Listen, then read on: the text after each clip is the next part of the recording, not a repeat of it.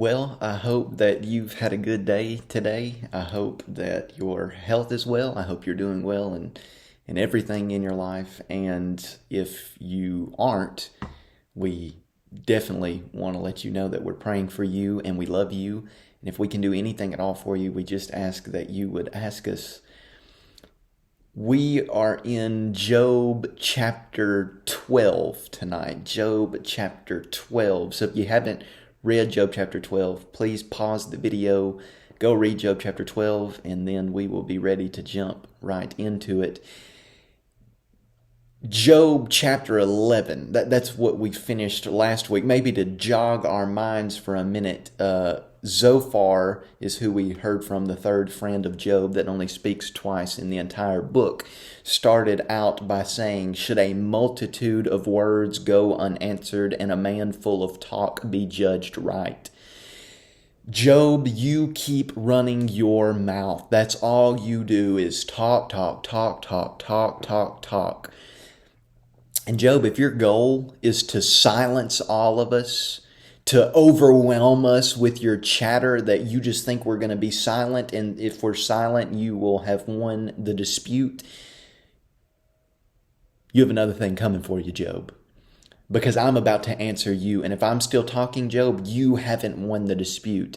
And then you might remember that Zophar gets into talking about wisdom, particularly the deep things of God. Zophar is really accusing Job of talking about things that he has no business talking about because there's no way he could possibly understand it. There are things that humans can know, but there are just some things that humans can't know because we can't understand them, let alone we can't comprehend them. Job, you're talking out of place, is really what Zophar is trying to say. But he does tell Job, there still is a chance for you to turn back. Job, you can repent and you can stretch out your hands toward God if you'll just prepare your heart. He says in verse 14, if iniquity is in your hand, put it far away, and let not injustice dwell in your tents. Surely then you will lift up your face without blemish. You will be secure and will not fear. You will forget your misery. You will remember it as waters that have passed away. Job, if you'll repent, all these things that have happened to you up until this point, Job, blessings will follow, and those blessings will be so great that you won't even remember what you're going through right now. And that's pretty much the extent of chapter 11 with Zophar's speech. But in Job chapter 12, Job is going to attack the friends, and he's addressing all of the friends at this point. So Job chapter 12, we'll start in verse 1. Then Job answered and said, no doubt you are the people, and wisdom will die with you. We can almost feel the sarcastic bite in Job's speech there. No doubt you are the people. What do you mean you're the people? You're the people that have all the wisdom of the earth. It's in your head. And guess what? Wisdom will die with you.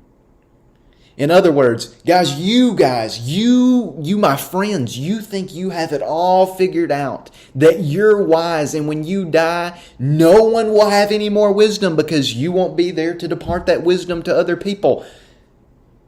He's very sarcastic to the friends. Verse 3, but I have understanding as well as you. I am not inferior to you. Who does not know such things as these? Job's looking at his friends and he's saying, guys, you think you're so wise. So wise. You think you're so superior and that you're just beneficial to everybody. But you're really not beneficial because you haven't helped me. You haven't helped me get back on my feet. You haven't shown compassion to me. You've looked down on me as being worthless, accusing me of things that I haven't done. Job says, I have something to tell you. You guys think you're so wise? Well, guess what? I'm just as wise as you. All these things that you guys have said up until this point, I've known them all. You guys have said things to try to help me understand why I'm going through what I'm going through, but you really haven't. You haven't taught me anything new that I didn't already know. He says there in verse 3 also, I'm not inferior to you. Stop acting superior. Stop acting like you're all that and you have all the answers because I'm equal with y'all. Verse 4, I am a laughing stock to my friends. I, who called to God and he answered me, a just and blameless man, am a laughing stock.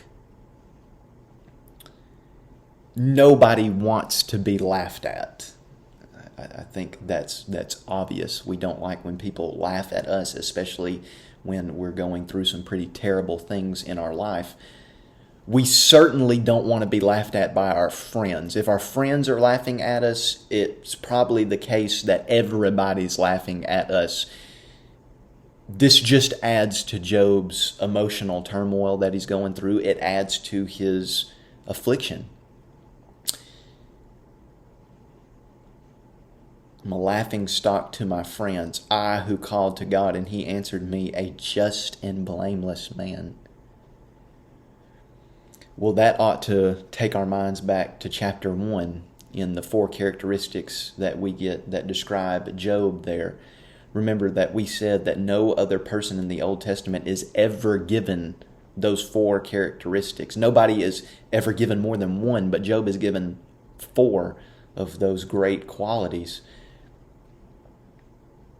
A just and blameless man shouldn't be laughed at.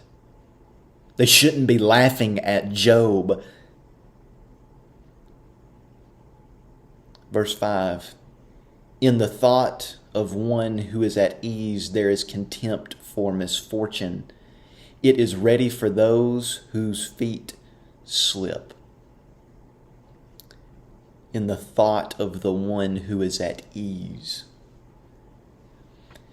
These are the people that are secure. As far as material possessions, they have it. They have it all. They don't really have a problem in their life. In the thought of the one who is at ease, there is contempt for misfortune. It is ready for those whose feet slip. What about the person that isn't secure and doesn't have a lot of material possessions? They're struggling. They have a lot of turmoil in their life. It's terrible when those people are looked at by the people who are at ease. And the people who are at ease don't look on the person that's struggling. They don't have compassion on them. They show that person contempt. It weighs heavy on the one whose feet are slipping. It's interesting because that's what Job's friends ought to be doing. They ought to be showing him some compassion, but instead, they look down on him as he is worthless at this point. Verse 6, the tent of robbers are at peace, and those who provoke God are secure, who bring their God in their hand. The tents of the robbers are at peace. Well, remember, the friends are very big in, they're very big advocates of the doctrine of retribution. Remember that idea that the righteous are always rewarded and the wicked are always punished. Well, Job is kind of attacking that idea here when he says the tents of the robbers are at peace. You know, robbers could come in and, they could severely devastate a land, and they could drive people out, and they could take all the possessions that people once owned. they could do a lot of damage. And obviously God isn't proud of those people. He doesn't approve of what they're doing. They provoke God. More specifically, they provoke God's anger when they do such terrible things. But Job says the tents of the robbers are at peace. So if God gets so upset by the actions of robbers who come in and devastate a particular people's land, why is it that their tents are at peace? So he's kind of looking at the friends and he's saying, so look around. If the doctrine of retribution is true, that the righteous are always rewarded and the wicked are always punished, their tents shouldn't be at peace. Those who provoke God are secure. They're not devastated. Who bring their God in their hand. Now, what does that mean? Well, there's a lot of different ideas and opinions on what that actually means. Maybe this means that, like, these robbers would carry little wooden figures in their hands, like they would carry these little idols, their gods, in their hand. Maybe John Hartley in his commentary talks about the different views. One of the other views was maybe this refers to their sword, because they're so powerful with their sword and they're able to devastate a lot of people and they're able to devastate an entire land. So maybe their sword is their God that they carry in their hand. Or maybe they're saying, they're in a sense God. They have all the power.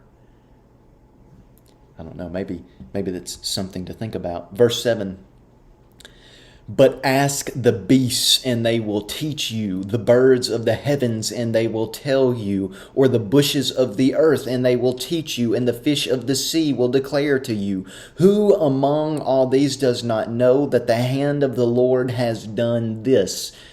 Now remember, Zophar talked a lot about wisdom, a lot of wisdom that Job doesn't have. But notice what Job says. Job says, look around. Look at the beasts of the earth and the birds of the heavens and the fish of the sea. If you'll look at these things and you'll notice what they do in their life, maybe you can learn some things about God.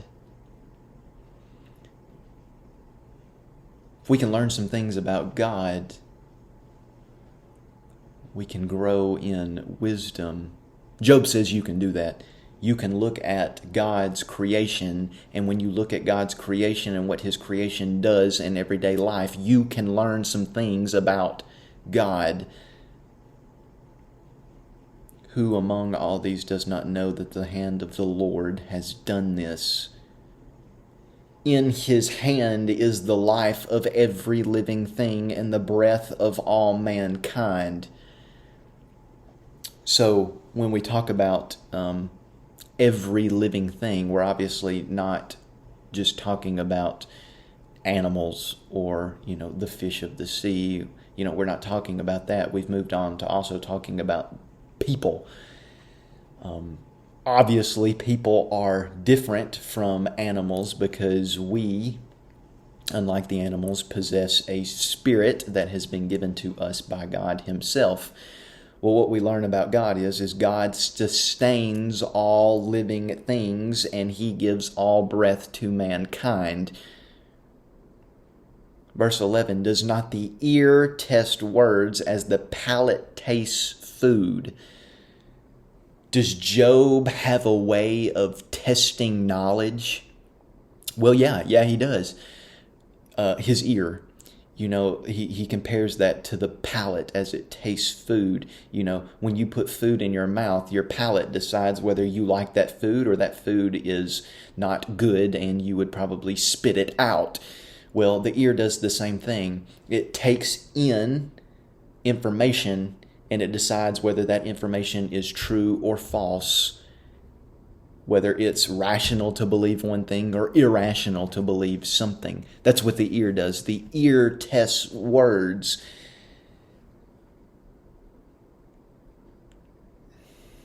Job wants the friends to know that.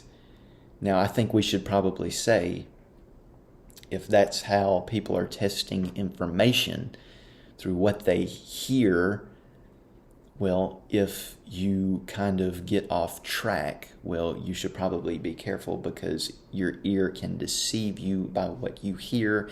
And if that's the case, you might believe some things that are false. But we keep going with verse 12. Wisdom is with the aged and understanding in the length of days.